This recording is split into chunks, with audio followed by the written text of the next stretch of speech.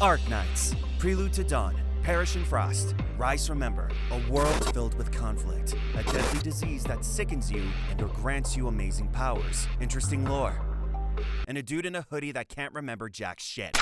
This anime, in my humble opinion, is beyond underrated. It's just something that I don't really see people talk about. Of course, I'm sure that will shift over time with the brand new Arknights Enfield game. That said, I couldn't help but keep on asking a simple question.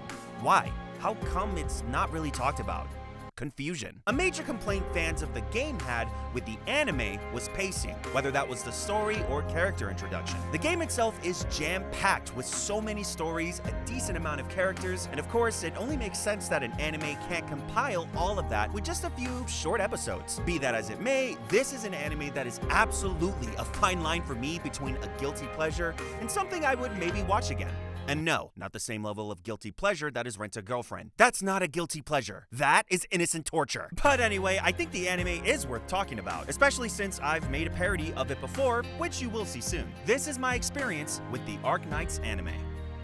Developed by Hypergriff, also known for Popucon and X Astris, not to be namely confused with that god-awful anime X-Arm. I fucking hate you! The Arknights game was released May 1st of 2019 before exporting a global release for January 16th the following year. The game received amazing reception for its art, which I like a lot. It's very aesthetically appealing and you can tell a lot of thought went into it. The game is also praised for its way less suggestive fan service compared to most gachas. It's got some, definitely, but not nearly as overt as others, such as Azure Lane or Nikkei. Whew, Azure Lane. The anime was released October 28th of 2022 with not much of a breakouty reception, but that's partly because of the aforementioned points I just listed.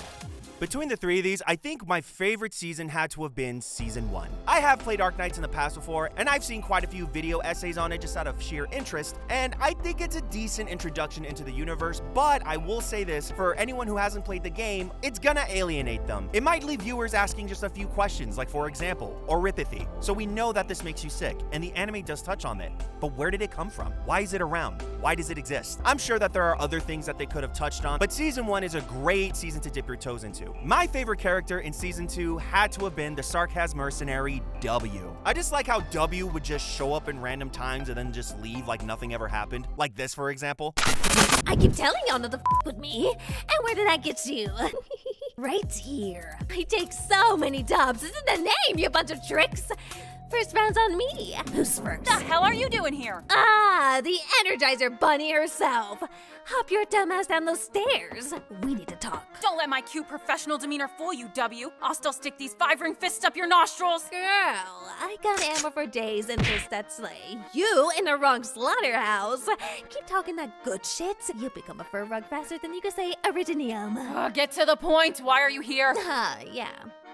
That's right. Got someone on the walkie for ya. Amiya, it's Misha. I kinda don't with you guys no more. Rest in peace, Skull Shatterer, gone too soon. Bro, what? Damn, Rose Island take L's like Tetris. It's hilarious. Anyway, think fast, Nimrods. Perish in Frost is another good one too. I think I like that one more or less a little bit the same, but Season 1 just had a different vibe for me, so that's why Season 1's my favorite. And then there's Rise from Ember. I will say this, in conjunction with the story that Season 3 tends to tell, I did not get that far in the Arknights game. However, I did watch quite a few video essays on it, even way before I even thought about making this video. Based on the stories I've listened to and some of the stuff that I've read, it was just like, hey, here is an important part about so-and-so. We're gonna touch on that for 2 minutes and then bye. Hope you paid attention. Here's my voice on the issue. It's anime junk food in the best way possible. You don't have to switch off your brain to enjoy it. And while I can completely understand why a player of the game might not fully appreciate the anime, I'm not gonna sit here and say that this anime is bad. It really isn't. It's somewhere between average and slightly below above average, enjoyably passable. But if it helps, Arknights as a whole does have something going for it. For example, music. I seriously don't know what it is about hidden gems of games possessing the most beastly songs for their IP, but this music that's played in the video, that's all Arknights, baby. I just found this out, by the way. Yuki Hayashi even helped develop some of these tracks, and if you don't know some of his works, here you go. The voice acting is spectacular also, but for dub watchers, I wouldn't expect an English casting anytime soon. There are instances in the mobile game that do have English voice acting. You can keep me in the shadows. My KIA status comes in handy. If there are any irregularities, please tell me in full. I fight for the infected. Life for our people is rough. Anyone with eyes can see that. But the anime does not. There isn't an official reason as to why this may be, but people have taken their guesses. Like many anime, it's a fun experience in its native language. 下がっていろモンスター今に始まったことじゃないし君たちはそこまでチェンさんこちらの方は特別特撮隊の星熊この絵局のエースだどうぞお見知りおきを If you're looking for an anime that's got some action, some fantasy, some drama attached to it, and maybe some great artwork, I think Arknights I could comfortably recommend. I think so.